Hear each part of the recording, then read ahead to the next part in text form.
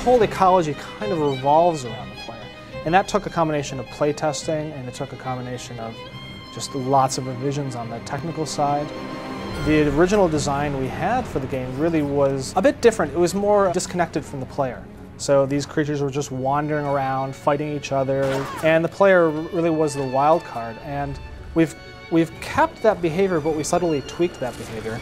Originally when we conceived the idea of BioShock, we knew that one of the core mechanics of the game was to have, you know, different classes of AIs. You know, you've got your splicers that just will attack the player on sight, and kind of they're living in the world and doing their own thing. But you know, they see the player and they're spliced out, so they want to, you know, kill him at first sight. Part of the reason why I think Rapture is such an interesting place and possibly scary, you get a real sense that it's living, it's breathing, and we really needed to come up with some enemies that look like they resided in this environment, you know, look like they came from this place.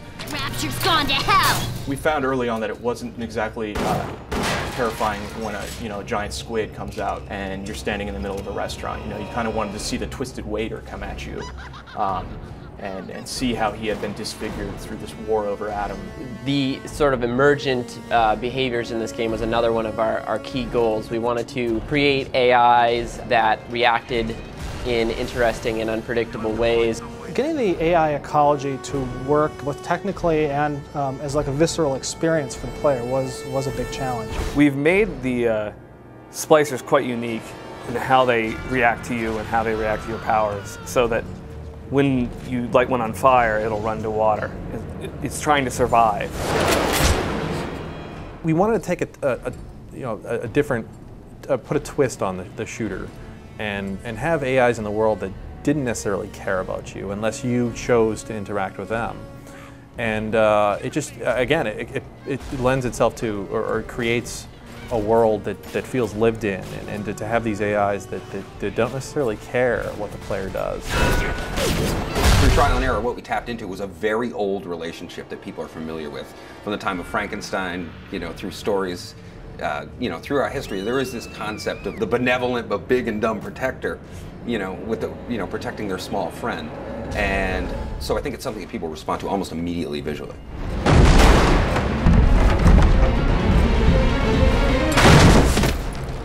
The little sister's presence in the game gives BioShock this moral choice and emotional connection that I think is not something that you see in a first-person shooter, if ever.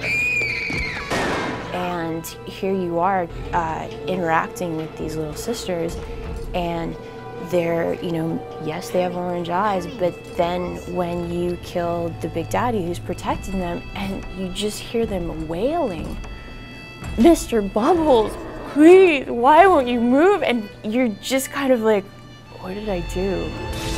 Kill him! Kill him!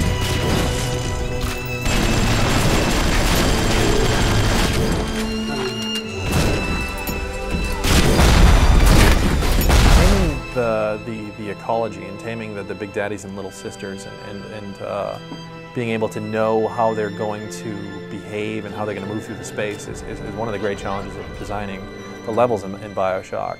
Again, because we're trying to foster the emergence, but at the same time we are telling a very specific story. BioShock offers the player so many ways to deal with situations and everything, and the big daddies present the ultimate combat situation. They're tough, they're fast, they're, you know, they have the potential to keep following you into another room where maybe there are more AIs, and suddenly you're dealing with 3 or 4 enemies versus just the big daddy, and it gets really intense. We definitely have climactic traditional boss fights that you'd see in other shooters, as well as our big daddies and little sisters. And those are usually with splicers that you come to know through the storyline, and then reaches a culmination and a conflict between them. There's probably about 4 or 5 in the game. When these AIs meet each other, sometimes they'll get into a fight and sometimes they won't. So you don't really know what you're going to come across when you enter their world. You'll actually see them interact, where If the splicer gets too close to the little sister, the Big Daddy will get mad, just like he will with the player, and give them a nice push. And the splicer generally will try to back down and avoid them because he can't win that fight. Occasionally you'll see them start up a fight just because they feel cornered, or there's some other reason going on there. The result of having those interactions that you're not necessarily involved with but you get to watch is that they're interesting and they're different. It hasn't really been done in a first-person shooter. Usually it's a scripted rail sort of situation where you're just going along and you know, scripted sequences occur. The end result is that you feel much more a part of this sort of back and forth with the environment that you're moving through in the game.